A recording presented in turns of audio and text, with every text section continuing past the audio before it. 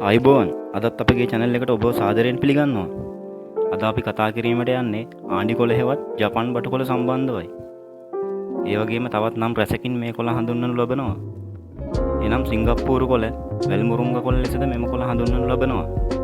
මේවා විටමින් අධික කොළ වර්ගයක් ලෙස හැඳින්විය හැකිය. මේවා ශ්‍රී ලංකාවේ අපේ රටේ මිනිසුන්ට ඇත්තටම අගේ නොවුනාට ඉන්දියාව, චීනය, වියට්නාමය, සිංගප්පූරුව, ඒ වගේම මැලේසියාව, බංග්ලාදේශය, ජපානය වැනි රටවල මේවා වෙළඳ පොලේ ලබා ගැනීම සඳහාද වගා කරනු ලබයි. මේවා පඳුරු ලෙස වැඩේ මීටර 2ක් පමණ උසයයි. කොළ මේරුව විට සුදු පැහැයක් ගන්නා පෙනුමක් මැද තිබෙයි.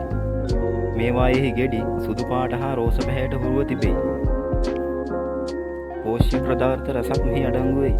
කාබෝහයිඩ්‍රේට්, යකඩ, vitamin, calorie, protein, phosphorus, calcium වැනි සියලු පෝෂක සංඝටක මෙහි අඩංගු වෙයි.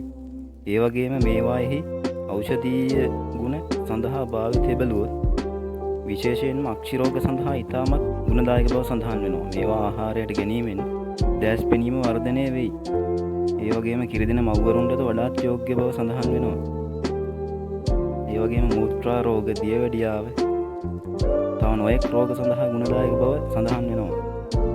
රෝග විශාල ප්‍රමාණයක් සමනය කිරීමේ හැකියාව මේ සතුව පවතිනවා. මේවායෙහි කොළ, ගෙඩි, මල් සියල්ලම ආහාරයට ගත හැකියි.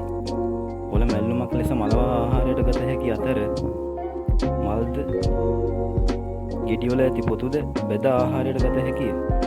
කෙසේ වෙතත් මේවා අධිකව ආහාරයට ගැනීම විතරම ගැනීම නම් සුදුසු නොවේ. මොකද මේවායෙහි අධිපෝෂණය ඇති නිසා ශරීරයන්හි හෝමෝන අසමතුලිත කිරීමේ හැකියාවද මේ සතුව පවතිනවා. මේවා පමණක්ම මැල්ලුම සඳහා නම් සකසා ආහාරයට ගත හැකි අතර කැඳ සඳහාද කලවම් මැල්ලුම් සඳහාද කොළ ස්වල්පයක් භාවිතා කර හැකිය. ඔබගේ සෞඛ්‍යයෙහි යහපත්ම සඳහා මෙම ඖෂධීය ශාඛය මැල්ලුම් වශයෙන් හෝ ඉඳහිට ලබා ගන්න.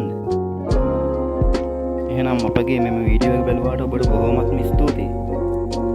මෙවැනි තවත් අලුත් වීඩියෝස් වල නොටිෆිකේෂන් ගෙන්වා ගැනීම සඳහා අපගේ channel එක subscribe කර තබා ගන්න.